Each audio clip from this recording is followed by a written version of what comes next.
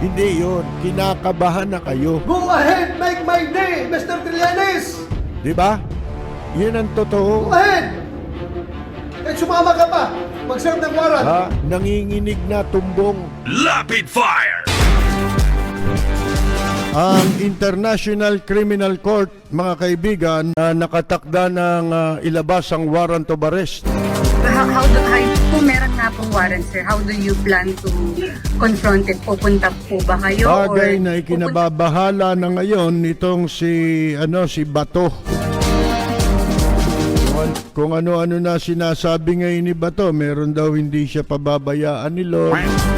At mas nanaisin niya raw na kesyo dito raw siya, malitis kahit pa ang mga ang mga hukom dito parang impyerno. Ginaya ho yung sinabi nila ni Presidente Manuel L. Quezon Mga kaibigan tignan natin ho mamaya gumagamit na rin ng Lord ditong si Bato Alam niyo itong mga gumagawa ng krimen Ang sabi ho ni Bato, I just would like to, I am one of the co-accused together with the president. Ang sa akin lang is I just want you to know na alam mo, being a Filipino, ako gusto ko sana I rather be tried, convicted, and even hanged before a Filipino court rather than being tried, convicted, and hanged before a foreign court. ginaya mo lang yan damuho ka Ang nagsabi niyan, si Quezon, mas nanaisin ko na ang Pilipinas ay pinatatakbong parang impyerno ng mga Pilipino kaysa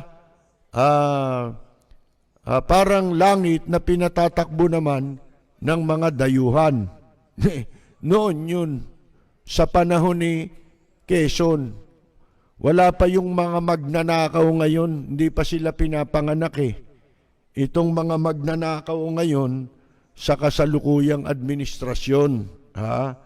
Alam nyo na, iba na klase ng nakawan ngayon, bilyon-bilyona na, mga kaibigan. So ngayon, ang sabi ni Bato, balikan natin si Bato. Sinagot siya ron kasi po, itong sinabi ni Bato,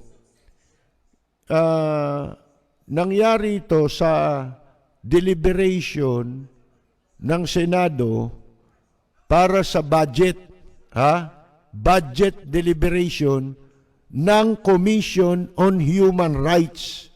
At ang nando doon ay yung chairman na si Chairman Gascon, mga kaibigan.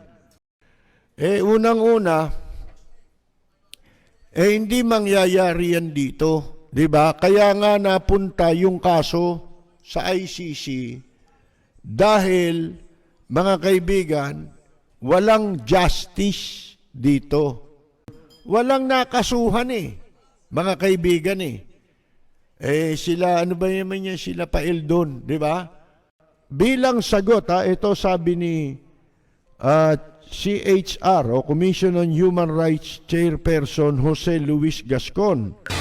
Yes, Your Honor.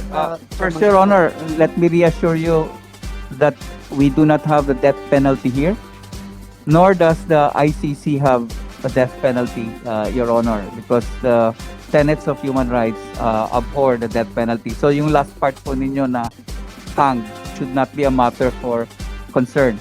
Okay, huwag na natin yung hang, yung incarcerated forever. Sige, yun na lang gawin natin. Incarcerated forever for being convicted to any crimes that are being contemplated by the ICC. Yun naman ang sagot ni Gascon. Kasi nga, wala man tayong death penalty, di ba? Ang ICC, wala ring death penalty yan. Alam nyo kung bakit? Kasi nga, yung ICC, ang primary na yan ng kanilang itinataguyod na simulain, yung ayaw nung pagpatay, yung parusang kamatayan. Tutol sila dyan eh.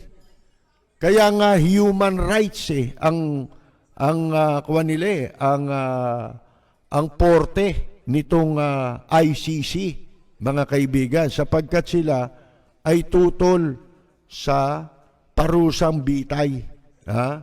Anumang paraan ng pagpatay.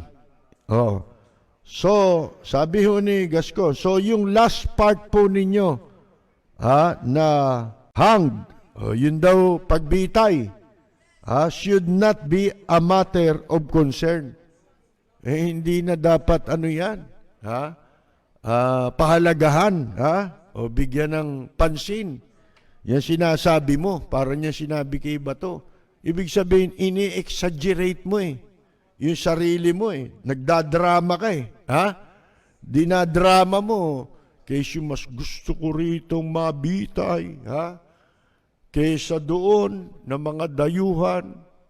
Dito kahit na hindi niya masabing walang hiya ang mga judge, kahit walang hiya ang mga hukom dito, gusto kong mabitay dito. Wala namang bitay, kaya mo sinasabi yun At saka walang uusad na kaso.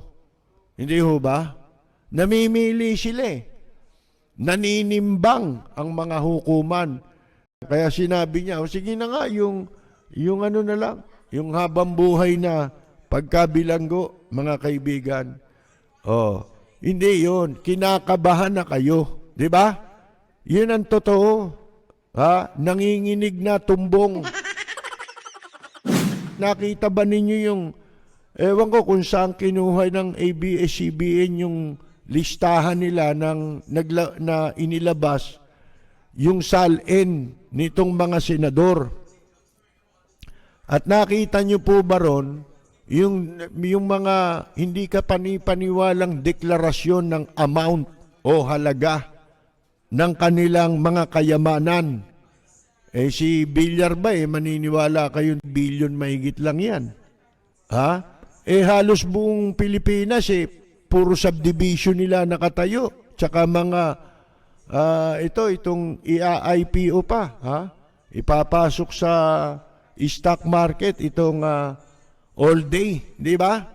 Gagawin taguan yata ng magnanakaw yan Yan ang pag-aralan ninyo. Ano ba yung IPO na isinasali sa stock market? Kasi po, kung sino yung may-ari ng malalaking stock dyan, hindi naman nilalabas ang pangalan Sino ang may-ari ng mga majority na may hawak ng stock dyan? Kaya yan, posible isa sa posible, nabasa ko dun sa sa Google, mahanap nyo, hanapin ninyo yung IPO. Pinaliliwanag doon na yung mga isa sa problema dyan sa IPO, hindi sinasabi kung sino ang may-ari ng mga stock. Kaya yan ay posibleng pagtaguan ng mga ninanakaw. Mga magnanakaw, isa yan sa paraan. Kaya makakakita kayo pagkatapos ng isang termino ng isang namuno sa gobyerno, parang kay Gloria, biglang may susulpot na negosyante, napakayaman. Biglang yaman, hindi mo alam kung saan nanggaling yung kayamanan. Yung pala, tagapagtago ng mga ninakaw. Ganun din ito, di ba? Katulad niyan, yung nilalaban yung mga pera, di ba? Tapos, papasok kung saan-saan yan.